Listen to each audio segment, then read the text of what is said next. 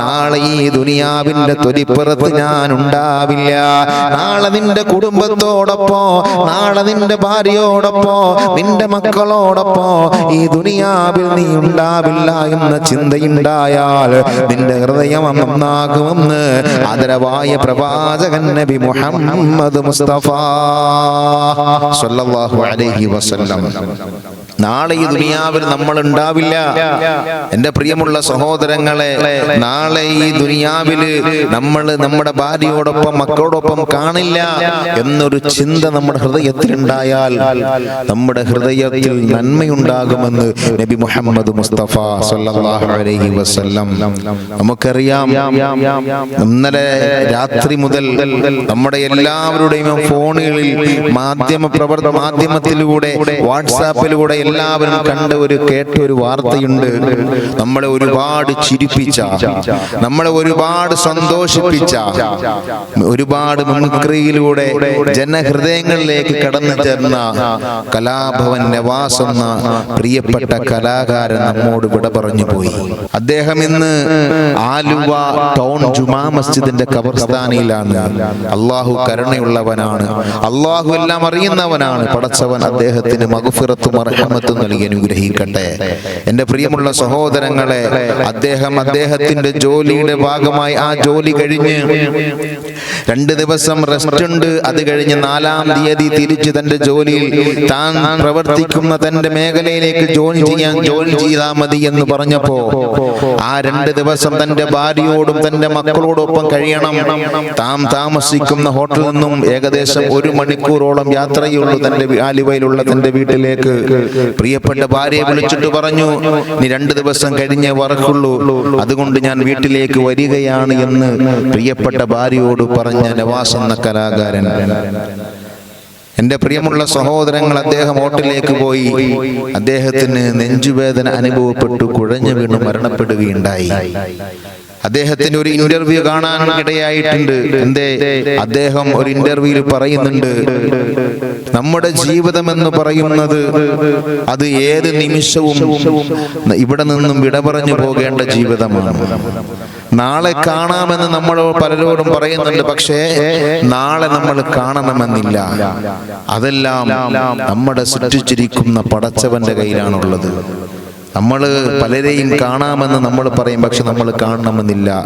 ഈ നിങ്ങളുടെ മുമ്പിൽ ഇരിക്കുന്ന ഞാൻ, അദ്ദേഹം പറഞ്ഞ വാക്കാണ്, ഈ നിങ്ങളുടെ മുമ്പിൽ ഇരിക്കുന്ന ഞാൻ എന്റെ വീട്ടിലേക്ക് ഇന്റർവ്യൂ കഴിഞ്ഞ് എന്റെ വീട്ടിലേക്ക് കടന്നു ചെല്ലുമെന്ന് എനിക്കൊരു പ്രതീക്ഷയുമില്ല.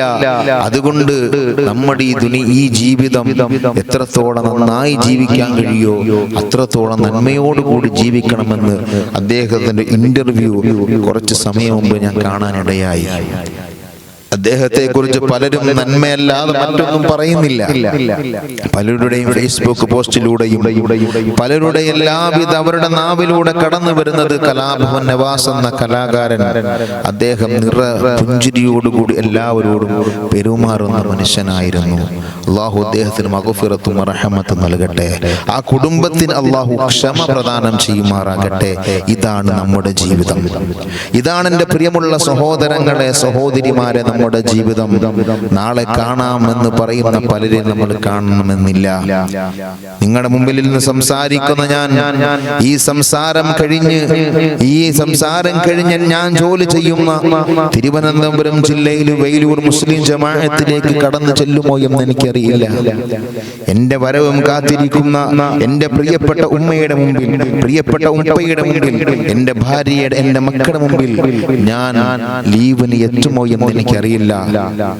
വെള്ളിയാഴ്ച രാവിലെ ഞാൻ വീട്ടിൽ നിന്ന് ഇറങ്ങുമ്പോ എന്റെ ഉമ്മയോട്, എന്റെ ഭാര്യയോട്, എന്റെ ഉപ്പയോട്, എന്റെ മക്കളോട് സലാം പറഞ്ഞിട്ട് ഇൻഷാ അല്ലാഹ് തിങ്കളാഴ്ച കാണാമെന്ന് പറഞ്ഞിട്ടിറങ്ങുന്ന ഞാൻ എന്റെ വരവും കാത്തിരിക്കുന്ന അവരുടെ പ്രിയപ്പെട്ടവരുടെ മുമ്പിലേക്ക് എന്റെ പ്രിയമുള്ളവരെ 3 വെള്ളത്തുണിയിൽ പൊതിഞ്ഞുകൊണ്ടാണോ ഈ ജുനൈദ് ഖാസിമിയെ കൊണ്ട് കിടത്തുക എന്ന് പറയാൻ കഴിയില്ല.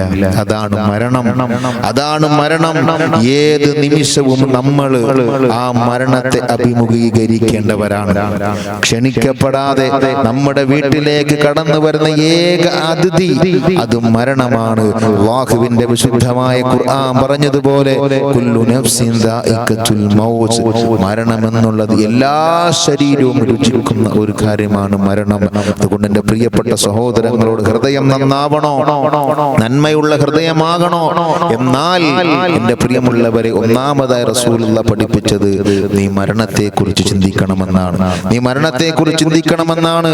അതുകൊണ്ടാണ് ബഹുമാനപ്പെട്ട ഇബ്നു ഉമർ റളിയല്ലാഹു അൻഹുവിന്റെ തോളിൽ കൈതട്ടിയിട്ട് അല്ലാഹുവിന്റെ റസൂൽ സ്വല്ലല്ലാഹു അലൈഹി വസല്ലമ തങ്ങൾ പറഞ്ഞത് കുനു ഫിദ് ദുനിയാ കഅന്നക ഗരീബ് ഔ ഗാബിറുസ് സബീൽ വഉദ്ദ നഫ്സക മിൻ അസ്ഹാബിൽ ഖുബൂർ. നബി മുഹമ്മദ് മുസ്തഫ സ്വല്ലല്ലാഹു അലൈഹി വസല്ലമ തങ്ങൾ പറഞ്ഞതെന്താ? ഇബ്നു ഉമർ റളിയല്ലാഹു അൻഹു തോളിൽ കൈതട്ടിയിട്ട് പറയും, ഇബ്നു ഉമറേ, കുനു ഫിദ് ദുനിയാ കഅന്നക ഗരീബ്, നീ ഒരു വിദേശിയെ പോലെ വേണം ഈ ദുനിയാവിൽ ജീവിക്കാൻ. നമുക്കറിയാം, നമ്മുടെ നാട്ടിൽ ഒരുപാട് സഹോദരങ്ങള് പ്രവാസികളുണ്ട്, നമ്മുടെ കൂട്ടുകാരുണ്ട്, കൂടപ്പിറപ്പിയങ്ങളുണ്ട്, അയൽവാസികളുണ്ട്. അള്ളാഹു നമ്മുടെ പ്രവാസികൾക്കെല്ലാം ആഫിയത്തുള്ള ദീർഘായുസ്സ് കൊടുത്ത് അനുഗ്രഹിക്കുമാറാകട്ടെ. അവരെല്ലാം പ്രവാസികളാണ്. ഏത് നിമിഷവും അവരുടെ സ്വദേശമാകുന്ന നാട്ടിലേക്ക് വരാൻ ആഗ്രഹിക്കുന്നവരാണ്. തന്റെ ഭാര്യയോടൊപ്പം തന്റെ മക്കളോടൊപ്പം ജീവിക്കാൻ കൊതിക്കുന്നവരാണ്. എന്റെ പ്രിയമുള്ളവരെ, അതുപോലെ ആ പ്രവാസിയെ പോലെ വിദേശിയെ പോലെയാണ് നമ്മൾ ഈ ദുനിയാവിൽ. ഏത് നിമിഷവും നമ്മുടെ സ്വദേശമാകുന്ന പരലോകത്തേക്ക് നമ്മൾ കടന്നു പോകേണ്ടവരാണ്. അതുപോലെ നീ ജീവിക്കണമെന്ന് സയ്യിദുനാ ഇബ്നു ഉമർ റളിയല്ലാഹു അൻഹുവിനോട് റസൂലുള്ളാഹി സ്വല്ലല്ലാഹു അലൈഹി വസല്ലം തങ്ങൾ പറഞ്ഞു, ഔ ഗാബിറുസ് സബീൽ, അല്ലെങ്കിൽ വഴിയാത്രകനെ പോലെ നീ ജീവിക്കുക. നമ്മൾ ദൂരെ ഒരു യാത്ര പോകുമ്പോൾ ഇടയ്ക്ക് വിശ്രമിക്കാൻ നമ്മൾ ചില സ്ഥലങ്ങളിൽ കയറാറുണ്ട്. ചില ഹോട്ടലിൽ നമ്മൾ റൂം എടുത്ത് അല്പസമയം വിശ്രമിക്കാൻ താമസിക്കാറുണ്ട്. അങ്ങനെ അല്പസമയം അല്ലാഹു നമുക്ക് താമസിക്കാൻ തന്ന ഒരു സ്ഥലമാണ് ദുനിയാവെന്ന ചിന്തയിൽ ജീവിക്കുക. ഏറ്റവും ഒടുവിൽ അല്ലാഹുവിന്റെ റസൂൽ പറഞ്ഞു കൊടുത്തു, വഉദ്ദ നഫ്സക മിൻ അസ്ഹാബിൽ ഖുബൂർ, നിന്റെ ശരീരം നീ എണ്ണേണ്ടത് എവിടെയെന്നറിയോ? നിന്റെ നാട്ടിലെ വലിയ പണക്കാരുടെ കൂടെയല്ലടോ, നിന്റെ നാട്ടിലെ ഏറ്റവും കൂടുതൽ പണക്കാരുടെ കൂടെയല്ല പെങ്ങളെ എണ്ണേണ്ടത്. നിന്റെ ശരീരം നീ എണ്ണേണ്ടത് നമ്മുടെ പള്ളിപ്പറമ്പിൽ ഒരുപാട് കബറാളുകളുണ്ട്, നമ്മുടെ കൂടപ്പിറപ്പിയങ്ങളുണ്ട്, നമ്മുടെ ഉപ്പയുണ്ട്, നമ്മുടെ ഉമ്മയുണ്ട്, നമ്മളെ സ്നേഹിച്ചവർ, നമ്മെ സ്നേഹിച്ചവർ പലരും ഇന്ന് ആരുടെ മണ്ണിൽ കിടപ്പുണ്ട്. ഈ പാതിരാത്രിയിൽ എന്റെ പ്രിയപ്പെട്ട സഹോദര, ഞാൻ പറയുകയാ, നാളെ സുബഹിക്ക് അല്ലാഹു സുബ്ഹാനഹു വ തആല ഈ ദുനിയാവിന്റെ തൊലിപ്പുറത്ത് ജീവിക്കാൻ അല്ലാഹു അവസരം തന്നാൽ നീ കടന്നു പോകണം പള്ളിക്കാട്ടിലേക്ക്, നീ കടന്നു ചെല്ലണം പള്ളിക്കാട്ടിലേക്ക്. ആ പള്ളിക്കാട്ടിൽ ചെന്നിട്ട് നീ ആ ഖബറെണ്ണണം, 100, 101, 102. അടുത്ത ഞാനാ ഖബറാളികളുടെ കൂടെ, ഖബർവാസികളുടെ കൂടെ വേണം നീ നിന്റെ ശരീരത്തെ എണ്ണാനെന്ന് നബി മുഹമ്മദ് മുസ്തഫ സ്വല്ലല്ലാഹു അലൈഹി വസല്ലമ തങ്ങൾ പഠിപ്പിക്കുകയാ. അല്ലാഹു നമുക്ക് ഈമാൻ അനുഗ്രഹിക്കുമാറാകട്ടെ, അല്ലാഹു ഈമാൻ അനുഗ്രഹിക്കുമാറാകട്ടെ. ആ ഒരു ചിന്തയോടുകൂടി വേണം ജീവിക്കാൻ. ഏത് നിമിഷവും വിട പറഞ്ഞു പോകാനുള്ളവരാണ്. ഏത് നിമിഷവും ഈ ദുനിയാവിനോട് വിട പറഞ്ഞ് നമ്മുടെ ഭാര്യയും നമ്മുടെ മക്കളെയും നമ്മുടെ കൂടപ്പിറപ്പിയങ്ങളെല്ലാം വിട പറഞ്ഞ് നമുക്ക് വേണ്ടി തയ്യാറാക്കപ്പെട്ട പച്ച മണ്ണിലേക്ക് അലിഞ്ഞു ചേരേണ്ടവരാണ് നമ്മൾ എന്നൊരു ചിന്ത നമ്മുടെ ഹൃദയത്തിൽ ഉണ്ടായാൽ, എന്റെ പ്രിയമുള്ള സഹോദരങ്ങളെ, നമ്മുടെ ഹൃദയം ശുദ്ധിയാകുമെന്ന് ആദരവായ പ്രവാചകൻ നബി മുഹമ്മദ് മുസ്തഫ സ്വല്ലല്ലാഹു അലൈഹി വസല്ലമ തങ്ങൾ പഠിപ്പിക്കുകയാണ്. അല്ലാഹു സുബ്ഹാനഹു വ തആല ഇത് മനസ്സിലാക്കാൻ അല്ലാഹു നമുക്ക് തൗഫീഖ് നൽകി അനുഗ്രഹിക്കുമാറാകട്ടെ. നന്മയുള്ള ഹൃദയമാക്കി അല്ലാഹു നമ്മുടെ ഹൃദയത്തെ മാറ്റി അനുഗ്രഹിക്കുമാറാകട്ടെ.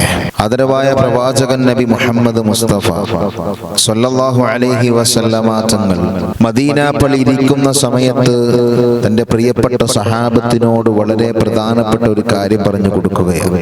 അല്ലാഹുവിന്റെ റസൂൽ സ്വല്ലല്ലാഹു അലൈഹി വസല്ലമ തങ്ങൾ സ്വഹാബത്തിനോട് പറയുന്നുണ്ട്, സ്വഹാബ, മനുഷ്യന്റെ ഹൃദയത്തെ നന്മ നഷ്ടപ്പെട്ടു പോയാൽ അവൻ പരാജിതരായി പോകുമെന്ന് നബി മുഹമ്മദ് മുസ്തഫ സ്വല്ലല്ലാഹു അലൈഹി വസല്ലം തങ്ങൾ പറഞ്ഞു കൊടുക്കുന്നു, സ്വഹാബ, വഇന്നൽ ഖുലൂബ തസ്തഖീമു കമാ തസ്തഉൽ ഹദീദ്.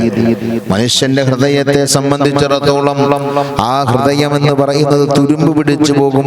കമാ തസ്തഉൽ ഹദീദ്, ഇരുമ്പിന് എപ്രകാരമാണോ തുരുമ്പ് പിടിക്കുക അപ്രകാരം മനുഷ്യ ഹൃദയങ്ങൾ തുരുമ്പ് പിടിച്ചു പോകുമെന്ന് അല്ലാഹുവിന്റെ പ്രവാചകൻ സ്വല്ലല്ലാഹു അലൈഹി വസല്ലമ തങ്ങൾ പറഞ്ഞു കൊടുക്കുമ്പോൾ എൻ്റെ പ്രിയമുള്ള സഹോദരങ്ങളെ, സ്വഹാബത്ത് ചോദിക്കുന്നുണ്ട്, ഖാലു വമാ ജലാഉഹാ യാ റസൂലല്ലാഹ്, അല്ലാഹുവിന്റെ നബിയെ, ഞങ്ങളുടെ ഹൃദയം ഒന്ന് ശുദ്ധിയാക്കാൻ, നന്മയുള്ള ഹൃദയമായി മാറാൻ എന്താ ചെയ്യേണ്ടതെന്ന് അല്ലാഹുവിന്റെ പ്രവാചകൻ സ്വല്ലല്ലാഹു അലൈഹി വസല്ലമ തങ്ങളോട് സ്വഹാബത്ത് ചോദിക്കുമ്പോൾ അല്ലാഹുവിന്റെ റസൂൽ സ്വല്ലല്ലാഹു അലൈഹി വസല്ലമ തങ്ങൾ സ്വഹാബത്തിനോട് പറയുകയാണ്, യാ സ്വഹാബാ,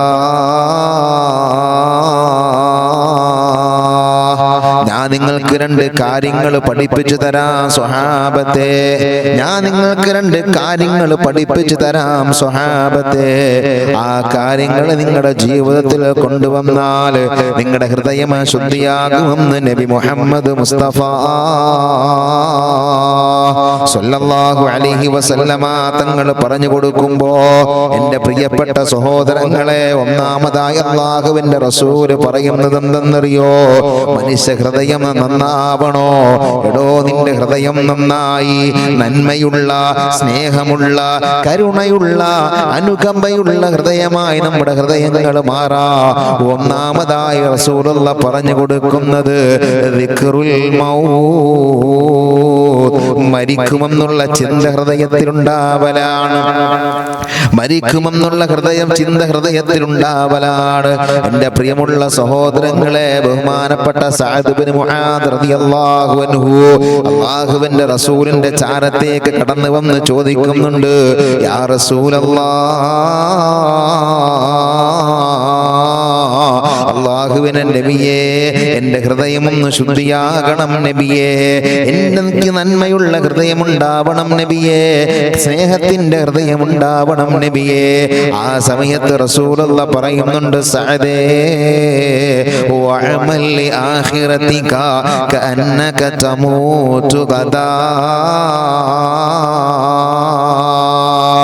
വഅമൽ ലി ആഖിറതിക, നീ ദുനിയാവിന്റെ തൊലിപ്പുറത്ത് നീ ഇബാദത്ത് എടുക്കുമ്പോ നീ ആഖിറത്തിന് വേണ്ടി, പടച്ചവന് വേണ്ടി ഇബാദത്ത് എടുക്കണേ സഅദേ. എന്നിട്ട് പറയുന്നു, കഅന്നക തമൂതു ഗദാ,